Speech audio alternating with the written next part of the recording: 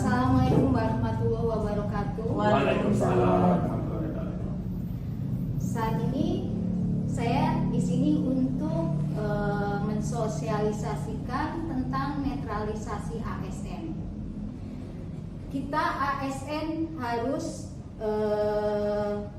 memastikan bahwa kita harus netral, tidak berpihak, dan bebas dari intervensi politik, terutama dalam konteks pemilu, pilkada, dan aktivitas politik praktis.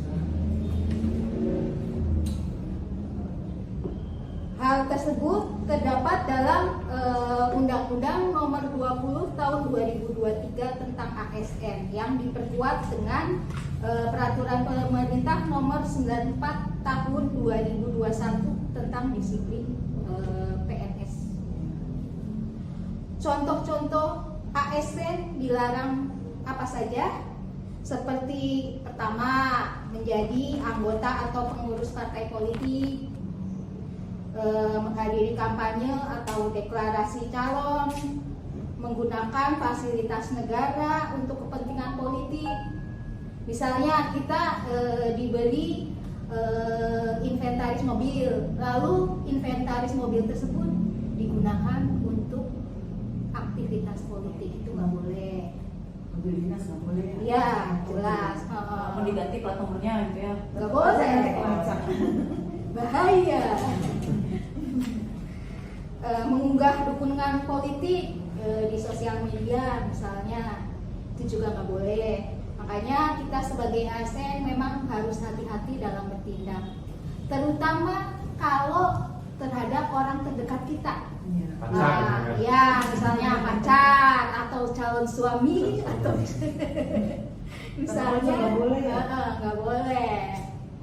Bahkan kalau orang tua kita sendiri, kita pun tidak boleh kalau itu memperlihatkan kalau itu kita mendukung salah satu partai politik.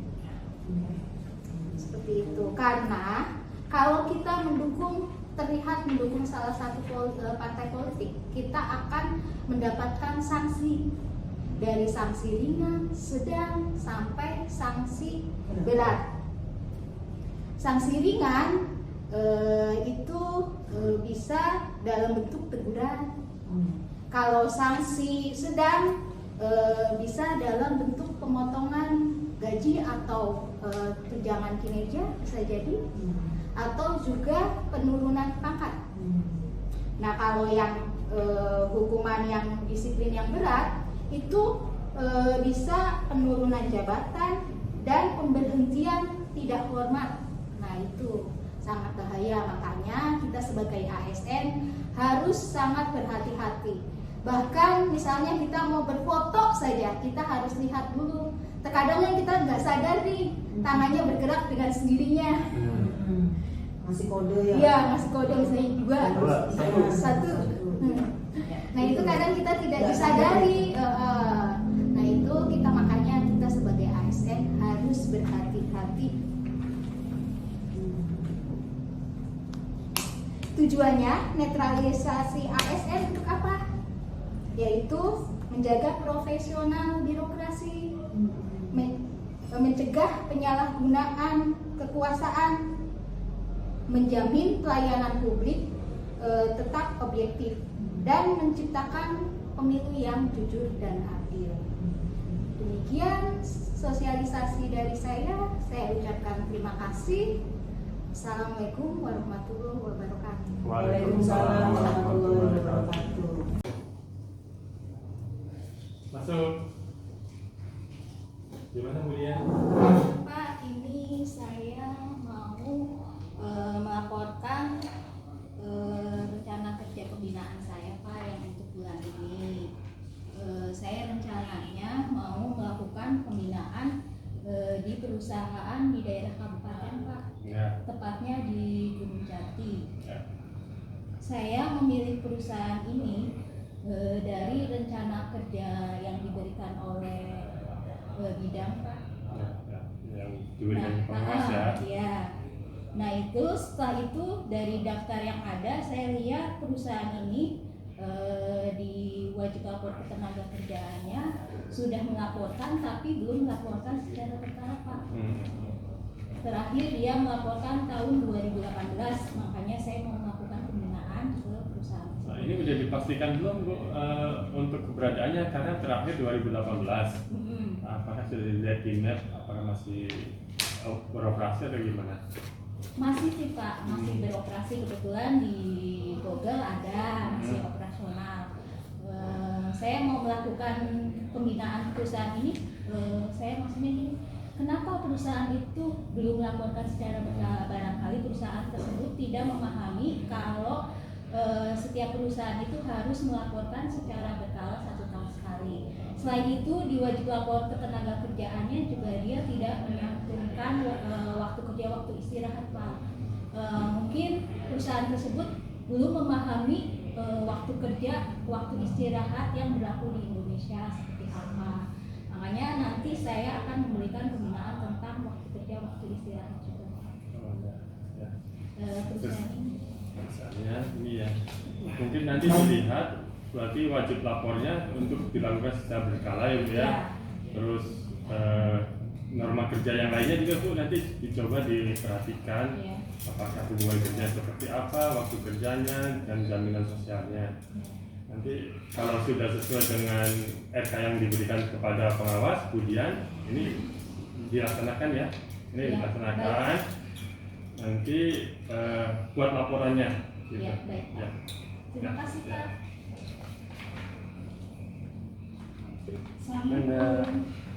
Hai Bu, selamat siang. Selamat siang dengan siapa Mas? Saya Bayu. Bayu. Ya, gitu. Di sini posisinya sebagai apa? Kebetulan saya marketing juga, kadang bantuin admin sih gitu. Tapi ya itu cuma sesekali. Lebih ke promosi sih Bu. Ya. Kalau waktu kerja di sini yang diterapkan gimana Pak? Waktu kerjanya tuh biasanya kita mulai dari jam 9 pagi, selesainya di jam 5 sore. Itu 6 hari kerja atau 5 hari kerja? Sampai Sabtu. Oh, Senin Ya. sampai Sabtu, berarti 6 hari kerja ya. Betul. Nah itu hari Sabtunya sama? Sama. Oh sama, oh berarti nggak ada hari terpendek. Nggak ada Bu. Nah ini gini, saya mau menjelaskan waktu kerja itu ada yang untuk 6 hari kerja itu maksimal untuk 1 harinya itu 7 jam per hari dan 40 jam per minggu. Nah kalau 7 jam dikali 5 saja udah 35 kan? Ya, Nah makanya pas hari Sabtunya biasanya itu hari terpendek.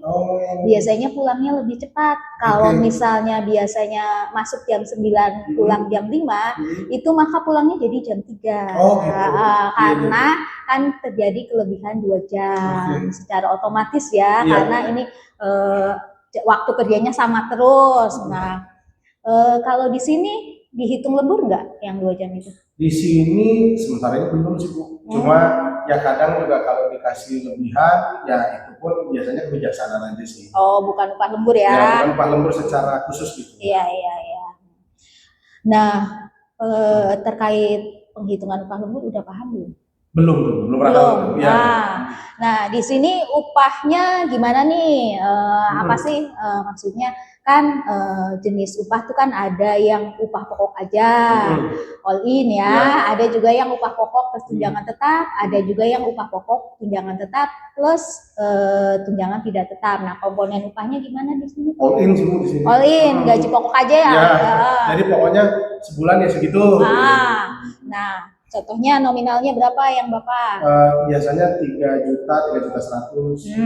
Nah, untuk menghitung upah lembur yang masuk hari Sabtu kelebihan 2 jam ya, 3.100.000 ini dikali 1/173. Oke, 1/173. Nah, hasilnya kan setelah saya hitung ya, ini 17.919.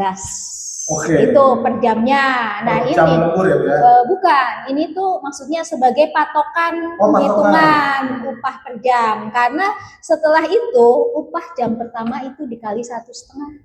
Oh, berarti bukan Ah. dikali satu ini Bu? Bukan. Oke. Harusnya dikali 1,5. 1,5. Jadi upah yang tadi yang 17.919 dikali 1,5 itu untuk jam pertama. Oh, Jam keduanya dikali 2 oh, gitu. baik. Sudah paham? Nangkep nih Bu, tapi baru tahu. Nah, Nangkep nih Bu. nah kalau pas tanggal merah, Tanggal merah tuh kadang masuk sih Bu, Ah. tapi memang tidak setiap tanggal merah. nah Jadi gimana dikasih? misalnya ada klien gitu atau ada rapat mendadak atau ada tamu masuk, tapi itu pun kalau udah selesai tamunya pulang. Jadi nggak seperti jam kerja hari biasa. Oh ya. iya, enggak 7 jam ya. Nggak. Jadi paling tuh 2 jam, tapi rata-rata 3 jam, paling lama 4 jam. Biasanya Iya. gitu, karena memang saya juga kalau misalnya diminta datang, saya selalu membatasi, misalnya, Mas ini kan tanggal merah ya, paling saya cuma bisa 3 jam. Nah pembayaran upahnya gimana nih, perhitungan upahnya? Alhamdulillah aja Bu, itu dihitungnya udah sama yang itu. Oh, Jadi, harusnya beda. jadi udah termasuk gitu biasanya. Berarti ini mah plus upah lembur. Baru tahu nih Bu. Karena sebenarnya kalau masuk di tanggal merah Ya. ataupun waktu istirahat mingguan nih, misalnya pas Oke. hari Minggu, Ya. ternyata ada klien harus masuk. Nah itu harus dihitung lemburnya. Nah upah per jamnya patokannya ini. Cuman dikali 2 semuanya. Misalnya lemburnya 4 jam.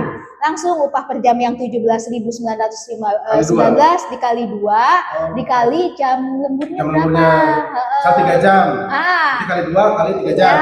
Iya, jadi kan 2 kali 3 6. Ya. 6 kali 17.919 berapa Wah, saya harus hasilnya? udah kaya ini. Iyalah, karena ini lumayan nih, Iya, makanya iya. kalau perusahaan biasanya sih menghindari kalau bisa nggak Sebisa melakukan mungkin ya. nggak melakukan kerja lembur pas apalagi kalau pas tanggal merah ataupun waktu istirahat mingguan. Tapi terkadang ada suatu pekerjaan yang tidak bisa menghindari nih. Iya, betul. Nah, itu makanya tetap aja. Memang kalau misalnya apa ya, terkadang kalau yang perusahaannya nggak paham kan, terus semua karyawan kan tidak semua karyawan paham tentang ya, betul. pembayaran upah lembur. Makanya kadang ada yang dibayarnya sesuai waktu kerja hari biasa. Ya, kadang pun yang pernah saya tahu ya Bu ya, teman-teman saya pernah dapat lembur, tapi nggak dikali 1,5 Bu, apalagi dikali 2. Nah, Kalinya yang ini dong. Iya, flat kan. Ternyata nggak boleh Bu. Enggak. Kadang mereka ada yang misalnya nih lembur 7 jam. Dia dikasih uangnya misalnya 120. Dia ngerasanya udah gede nih.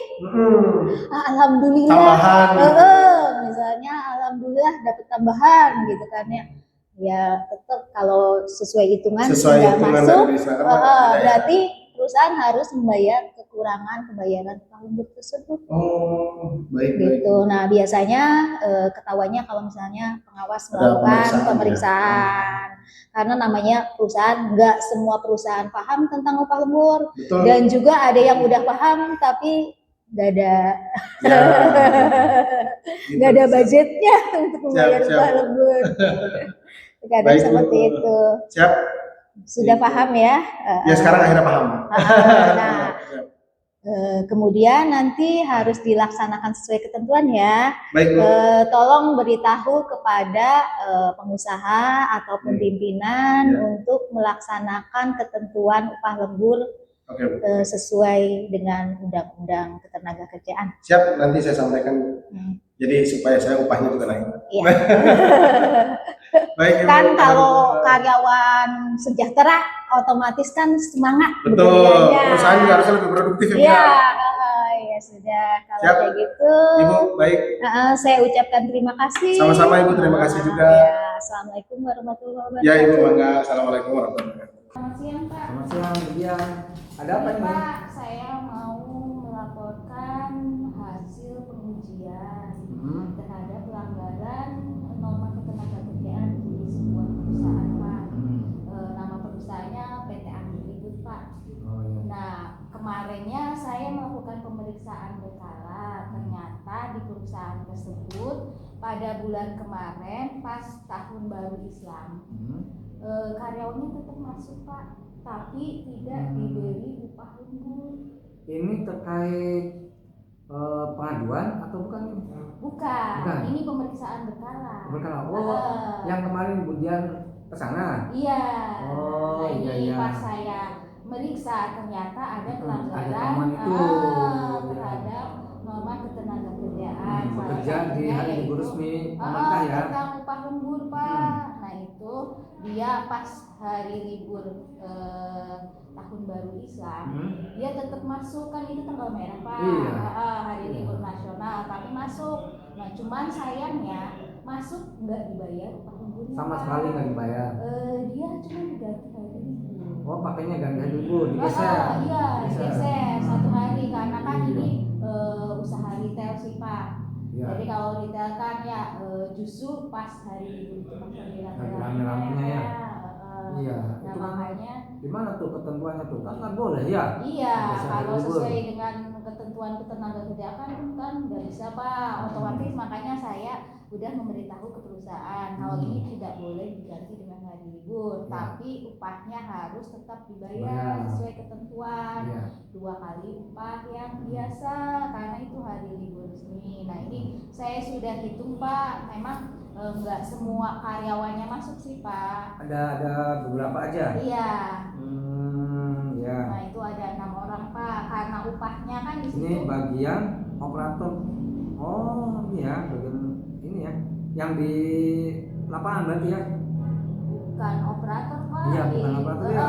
Bukan ini di toko. Oh iya, penjualan. Bagian Penjualan. penjualan. Iya, Iya. penjualan, Pak. Nah, ini komponen upahnya kan 2, Pak. Ada gaji pokok plus tunjangan tetap. Nah, makanya berarti kan penghitungannya berarti kan Relatif gabung nih, lebih Pak. mudah ya. 2 terus dihitunglah upah per jam. Saya udah dapat ini, Pak, ini upah per jamnya. Nah, karena di tanggal merah berarti kan dikali 2, Pak. Dia lemburnya ada yang 7 jam, ada yang 3 jam. Berarti kan upah per jam dikali 7 dikali 2. Iya. Karena kan tanggal merah, kalau yang 3 jam berarti kan 3 kali 2 dikali upah per jam. Ini, Pak, udah hasil hitungannya. Iya. Padahal mah nilainya nggak seberapa ya. Iya, Pak. Tapi kan namanya susah orang kan banget sih. pasti apa ya? Perusahaan tuh nggak Iya. mau bayar gitu tuh. Iya, karena kan emang sih, Pak, pada umumnya yang retail rata-rata ganti hari libur, Pak. Iya. Ya itu. Makanya saya kasih yang mestinya pengetahuan kita sampaikan, kalau iya. ini tuh nggak sesuai ketentuan. Nggak bisa gitu, karena kan yang namanya ganti hari libur juga tidak diatur, nggak ada di ketentuan yang ada dikeluarkan oleh kementerian atau PP itu nggak ada. Iya. Semuanya kalau kelebihan jam kerja ataupun bekerja pada hari libur resmi ya udah bayar upah lembur. Nah, makanya Bukan karena ganti perusahaannya hari libur. mikirnya kan dia masuknya sehari nih, jadi diganti di hari yang lainnya, pikirnya dia yang nggak ada kewajiban untuk membayar upah lembur, makanya belum membayar upah lembur. Nah, ketika kita kesana, saya beserta tim saya yang melakukan pemeriksaan di bulan Juli, nah masih dilihat, oh ini nggak sesuai ketentuan nih, makanya saya kasih advice lah ke perusahaan. Nah, makanya ini saya membuat perhitungannya, Pak. Ini tujuannya saya laporkan ke Bapak untuk jadi dasar untuk membuat penetapan. Oh iya. lembur. Iya. Ya, kalau memang nanti tapi yang penting terutama nih dokumen pendukungnya sudah dipegang belum? Sudah, Pak. Sudah, Kita ya? sudah meminta dokumennya ke perusahaan pada saat hadir, pemeriksaan. itu. Iya, pada saat pemeriksaan kita udah minta daftar Pada hadirnya, hadir, upahnya, gitu ya. diterima karyawan. Iya, dan memang betul ya, Iya. nggak diberi upah lembur ya. Iya, dan data tersebut juga sudah ditandatangani dan dicap oleh perusahaan, Pak. Jadi intinya datanya bisa dibuktikan kalau ini tuh benar-benar diberikan oleh perusahaan. Iya. Oke, nanti segera ya ini, karena sebelum nanti para pekerja akan melaporkan atau membuat pengaduan, khawatirnya dia udah kemana-mana, segera dibuatkan penetapannya agar bisa dilaksanakan oleh perusahaan. Ya, baik Pak. Untuk formulasi perhitungan juga sampaikan, disosialisasikan ke perusahaan. Iya, Pak. Jadi biar perusahaan ke depan pun tidak akan melakukan hal yang sama. Iya, Pak. Baik, Pak. Nah, setelah nanti bikin penetapan, terus segera sampaikan ke perusahaan juga, sambil disampaikan juga nih, manakala keberatan dari hasil penetapan ini, silakan membuat bersurat. Kalau nggak salah itu kan betul kan? Iya, harus Bersurat bisa ke kementerian Kementerian Pak. untuk melakukan banding, Iya, penetapan ulang Pak. penetapan itu ulang. namanya. Iya, itu. Jadi silakan diberi kesempatan dalam jangka waktu 7 hari.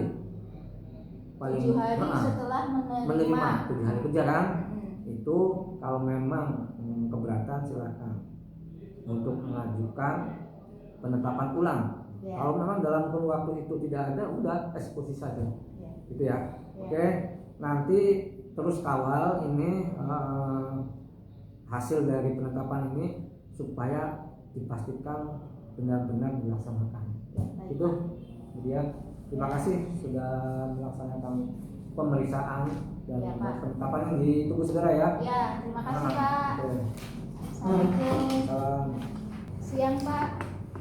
Saya mau melaporkan proses hasil penetapan dan perhitungan kekurangan upah Pak.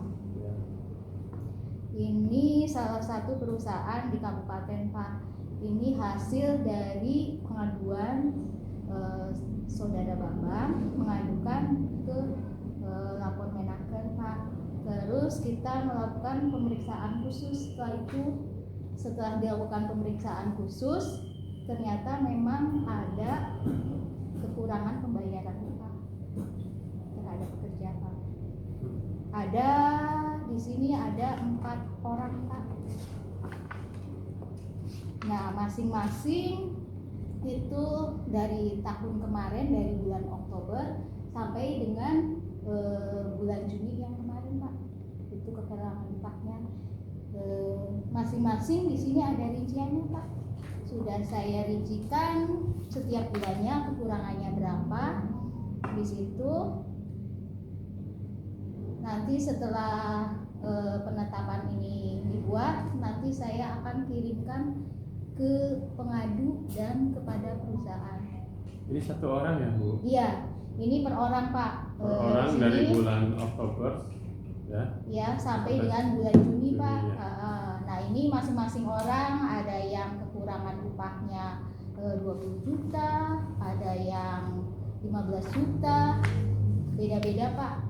Oke. Karena kan upah masing-masing orangnya berbeda Pak. Ini penetapan ya berarti ya? Iya, Dasarnya penetapan Ibu udah kekurangan dapatkan upah. ini bisa Saya dasarnya dari rekening koran Pak. rekening koran. Jadi itu dari perusahaan atau Iya, dari pengadu? pengadu. Dari pengadu. Kalau dari perusahaan sudah dikonfirmasi terkait dengan Sudah Pak. gimana hasilnya? Kita juga minta data ketika kita ke perusahaan, kita minta data-data juga ke perusahaan terkait orang yang mengadu. Berarti ini sudah fit ya, ada Ya, semua dan sudah kebetulan, diakui sama perusahaan juga. Ya, kita sudah meminta data dan yang diparaf dan dicap oleh perusahaan. Ya. Jadi datanya sudah valid Pak. Ya. Makanya kita dalam satu tim setelah melakukan pemeriksaan kita membuat penetapan karena ini datanya sudah sesuai antara pengadu dan perusahaan Pak. Ya, nanti berarti penetapan ini disampaikan ke perusahaan dan disampaikan ke pengadu penetapannya ya Bu ya. Iya Pak. Nanti usahakan kepatuhan dari perusahaan untuk membayarkan Iya Pak. upahnya. Kita sudah memberitahukan ke perusahaan dan pengadu kalau misalnya hasil penetapannya tidak sesuai dengan mereka nominalnya, misalnya menurut mereka nominalnya bukan segini nih, mereka bisa yang merasa tidak puas bisa naik ke ke kementerian Penetapan ulang. untuk pemeriksaan. Berarti ini bukan final ya. penetapan ulang. Penetapan ini bisa terjadi salah satu pihak apabila tidak menerima dari perhitungan ini bisa mengajukan penetapan ulang ke kementerian Iya, ya. iya Pak. Ya, dijalankan, kemudian nanti laporkan hasil-hasil dari penyampaian penetapan ini ke Ya, perusahaan. terima kasih Pak. Ya. Assalamualaikum. Waalaikumsalam.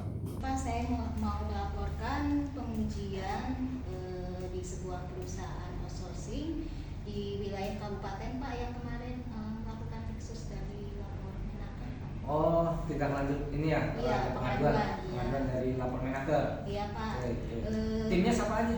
Timnya itu saya, Pak Romi, dan Pak Cece Pak. Oh, Kita bertiga. ya.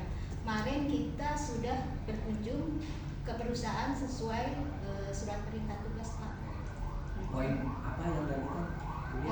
Itu yang diadukan karyawan mengadukan bahwa tidak ada perjanjian kerja secara tertulis Pak. Dia Oh. cuma dikasih perjanjian Lisan gitu ya? Ya. Jadi perjanjian kerja yang pas tahun pertama dia diberikan, tapi tahun-tahun berikutnya dia tidak diberikan. Selain itu dia mengadu juga tidak diberikan uang kompensasi Pak setelah PKWT-nya Ya. berakhir. Ya. Selain itu dia terakhir pada saat bulan Desember istrinya melahirkan Pak. Terus mengajukan cuti menemani istri melahirkan Pak, cuti dengan alasan penting. Itu gimana upahnya? Nah, dia upahnya tidak diberikan. Oh, juga, makanya Pak. itu Makanya melakukan pengaduan jangkalannya itu. Ya. Karena di situ dia bekerja secara harian Pak. Katanya di perusahaan itu sistemnya no work no pay. Itu perusahaan bergerak di bidang apa itu? Outsourcing Pak. Outsourcing. Iya. Dia kerjasama dengan perusahaan apa tuh? Perusahaan Suritani Pak. Oh, itu. Ya. Outsourcingnya ya? Iya. Mengerjakan apa? Apa security? Apa? Bukan Pak. Apa? Dia produksi, bagian produksi. Oh, bukan body. Oh, di outsourcing kan? Iya, bagian produksinya di outsourcing. Karena kalau di perusahaan tersebut itu dalam sebulan bekerja paling 15 hari. Jadi enggak full, bisa 10 hari kayak gitu Pak. Oh, gitu. Iya. Oke. Terus gimana hasil? Ini Pak, setelah saya meminta dokumen kepada perusahaan pas pada saya kesana sih belum dapat menunjukkan Pak, karena semua datanya ada di pusat Pak. Terus akhirnya saya panggil perusahaannya minggu kemarin baru datang Pak ke sini. Ya. Nah, hasilnya dia sudah memberikan dokumen bahwa PKWT-nya setiap tahun diberikan Pak. Ternyata di situ ada bukti tanda terima. Oh, sebenarnya sih ada gitu ya. Iya. Sih, ya, dan ada tanda terimanya gitu ya. Ya, selain itu perusahaan juga menunjukkan bahwa uang kompensasi diberikan Pak. Dibayar. Iya, dibayar. Itu besarannya sesuai nggak? Sesuai Pak. Sesuai perhitungan. Sesuai dengan kontraknya ya. Dia proporsional. gajinya, proporsional. Kalau yang 1 tahun ya 1 kali upah. Ya. Kalau yang 6 bulan ya setengah kali upah. Pak. Itu juga ada tanda Iya, terimanya. ada Pak. Terus selain itu tentang cuti alasan penting Pak. Ternyata perusahaan memberikan Pak cuti alasan penting. Cuman itu harus melahirkan bukti. Kalau misalnya istri melahirkan, berarti si karyawan harus melahirkan bukti dari rumah sakit bahwa istrinya melahirkan. Ini Mungkin kenapa? karyawan tersebut tidak Nggak memberikan, ngasih. iya, Oh, iya. tidak memberikan Iya, bukti. iya. Karena di situ kalau pada saat cuti alasan penting kayak misalnya meninggal atau istri melahirkan, kadang mendadak ya Pak ya. Iya, iya. Nah itu bisa dikasih waktu 2 hari Pak Nah, bisa disusulkan gitu iya ya. bisa disusulkan buktinya. Iya. Tapi mungkin setelah lewat 2 hari si karyawan tersebut tidak Tidak memberikan bukti, makanya tidak diberikan memberikan upah. jadi kesimpulannya tidak terbukti Pak. Oh, jadi menurut tim memang apa yang dilakukan Iya, tidak terbukti. terbukti semuanya. Jadi nggak sampai nota ya karena nggak ada temuan. Iya, kita hanya membuat laporan. Laporan. Pak. Terakhir saya menghubungi ke karyawannya karena tidak ada nama si pengadu Pak. Terus gimana dong? Ternyata pas saya tanya kepada si pengadu, dia itu sudah tidak aktif Pak. Desain pas tanggal 27 bulan kemarin. 27 kemarin ya. Jadi sebenarnya sih Desain. di data karyawannya nggak ada ya. Iya, kalaupun misalnya kasus ini terbukti, berarti kan maksudnya perselisihan Pak. Oh iya karena posisinya dia sudah desain ya, udah Iya. di luar ya, udah nggak kerja ya. Iya, tapi kebetulan tidak produktif Pak. Nah, pas saya cecer lagi ke yang bersangkutan, ternyata dia sudah mencabut pengaduan. Oh iya. Nah, terus kemana itu? Surat pencabutannya ada? Nanti akan saya telusuri Pak lebih lanjut.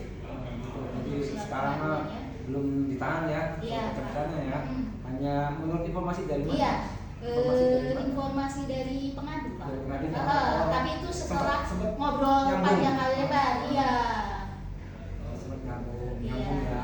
Sebenarnya sih lebih dengan pengen mencabut. Iya. Mereka Karena sendiri. mungkin yang bersangkutan menyadari kalau yang bersangkutan kan sudah tidak bekerja. Iya ya. Nah ini nih, makanya sebenarnya perlu juga tuh dengan adanya permen yang baru ya. Iya Pak. Sekarang ada yang baru permen berapa? 11 ya?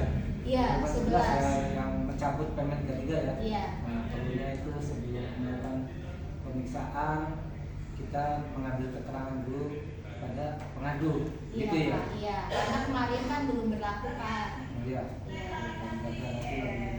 Oke, Bu Dian nanti tolong segera buatkan laporannya Iya. dan nanti segera agar disampaikan juga. Ini tanggal pengaduannya lewat mana? Lapor Menak. Oh, lapor meter. Biar nanti apa yang memang itu tidak terbukti, berarti kan laporannya segera diupload dan nanti bisa untuk men-take down pengaduannya. Baik Pak. Iya. Oke, terima kasih laporannya. Iya. Iya. Terima kasih juga Pak. Iya.